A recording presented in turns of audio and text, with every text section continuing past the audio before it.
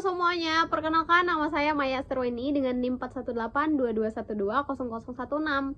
Saya berasal dari jurusan Sistem Informasi semester 5. Dan di video kali ini saya akan menjelaskan hasil UAS saya dari mata kuliah kecerdasan bisnis, di mana saya diminta untuk menganalisis sebuah data dari Kaggle atau dari sebuah data publik ya mengenai penyakit atau sebuah penyakit dan juga faktornya atau penyebabnya gitu.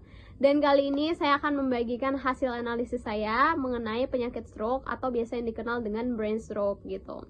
Dan dataset ini berisi sebuah informasi penting tentang pasien seperti umur, jenis kelamin, tekanan darah, dan juga kadar glukosa, bahkan kebiasaan merokok, dan apakah pasien pernah mengalami stroke atau tidak gitu. Dan analisis ini dilakukan dengan dua tools utama.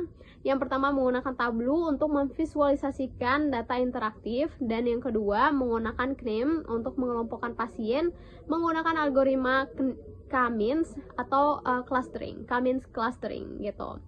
Oke, tanpa berlama-lama lagi, mari kita mulai ke pembahasannya dari visualisasi di Tableau.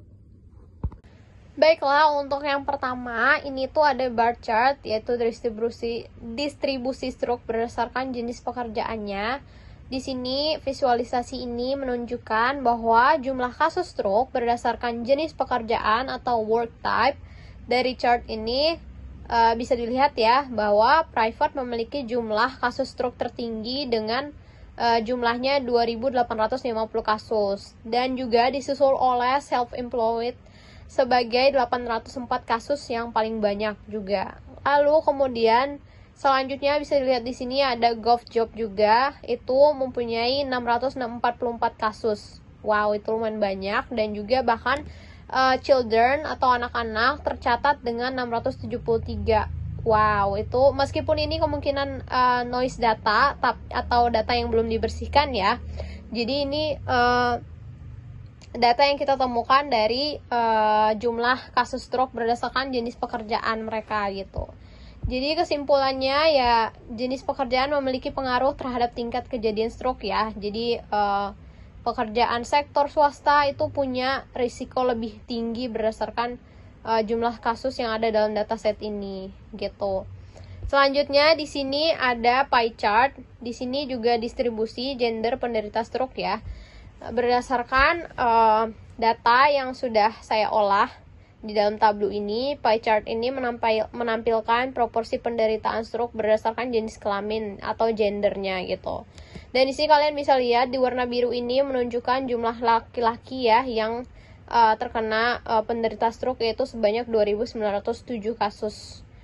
Dan juga yang oranye itu adalah jumlah perempuannya, itu sebanyak 2.074 kasus gitu. Jadi di sini laki-laki lebih banyak mengalami stroke dibandingkan perempuan dalam data ini. Dan ini menjadi sebuah bahan pertimbangan ya untuk menganalisis lebih lanjut apakah faktor gaya hidup atau pekerjaan juga menjadi salah satu pengaruh gitu. Selanjutnya di bagian course table ini bisa kita lihat ya, di sini saya memvisualisasikannya dengan bar chart yang juga berfungsi sebagai cross tab. Di sini saya menampilkan di bagian kolom itu yaitu level glukosanya, dan di rows-nya itu ada usia, dan juga di sini saya memfilter hanya penderita stroke aja gitu. Jadi di sini yang terlihat bisa dilihat di usianya. Ini rata-rata terlihat bahwa kadar glukosa banyak terkonsentrasi pada kisaran 55 sampai 56 mg ya. Dan sebagian besar juga kategorinya menunjukkan 0 pada jumlah, kecuali beberapa nilai seperti 56,11 yang punya satu kasus saja gitu. Bisa kita lihat di sini ya. Ini cukup panjang sebenarnya ya, ada beribu-ribu data ini yang terlihat, tapi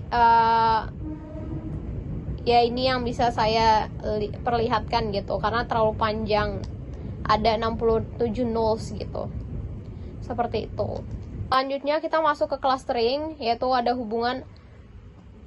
Di sini ada kolom hubungan usia, glukosa di bagian rows, dan juga BMI di sini ya. Di sini hasil dari K-means clustering di Tableau berdasarkan 3 variabel ya, yaitu seperti tadi yang saya bilang, itu usia, rata-rata glukosa, dan juga indeks massa tubuh atau BMI. Gitu. Masing-masing bars ini tuh memiliki kombinasi usia dan kadar glukosanya masing-masing ya. Kalian bisa lihat warna batangnya menunjukkan hasil kelompok cluster yang dibentuk oleh algoritma. Misalnya cluster 1 yaitu biru, cluster 2 yaitu orange, dan cluster 3 itu pink. Lalu selanjutnya cluster 4 yaitu hijau, dan cluster 4 ini hijau gitu. Dan seterusnya. Gitu.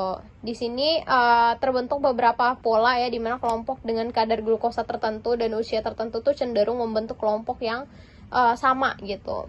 Dan ada 109 nilai yang 0 gitu, yang bisa disebabkan oleh data kosong atau nggak valid atau tidak valid gitu. Jadi ya, clustering ini tuh berguna untuk mengidentifikasi kelompok risiko ya, berdasarkan kombinasi usia, glukosa, dan juga BMI atau indeks massa tubuh gitu.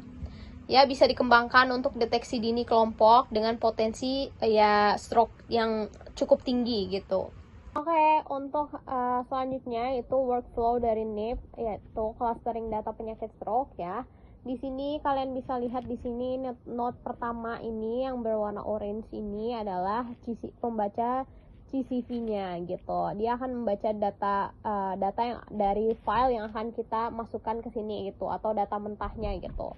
Di sini CCV-nya dipakai untuk CCV reader ini untuk memasukkan dataset penyakit stroke ke dalam NIM agar dapat diproses lebih lanjut ya. Dan data yang berisi di dalam file tersebut yaitu seperti usia, glukosa level, BMI, dan juga stroke dan lain-lainnya gitu. Kemudian di sini note kedua yaitu ada filter kolom gitu. Ketika kita masukkan filter kolom, ini adalah nanti kolom-kolom yang akan dimiliki adalah kolom-kolom tertentu yang relevan untuk dianalisis gitu. Contohnya kolom-kolom yang hanya kolom numerik seperti usia, glukosa level, dan BMI tadi gitu, yang bisa disimpan karena dibutuhkan oleh algoritma clustering gitu.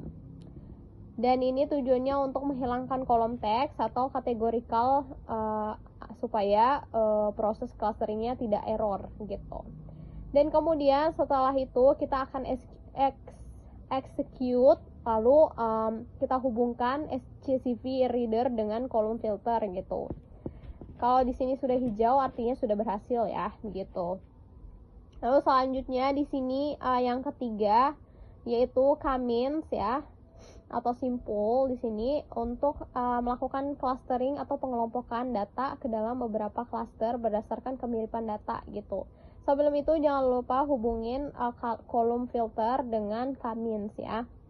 Dan di sini algoritma ini tuh mengelompokkan pasien berdasarkan fitur medis ya, seperti klaster pertama tadi pasien muda yaitu glukosa rendah, terus BMI normal gitu. Lalu klaster kedua pasiennya tua, glukos tinggi gitu ya, terus BMI-nya tinggi gitu.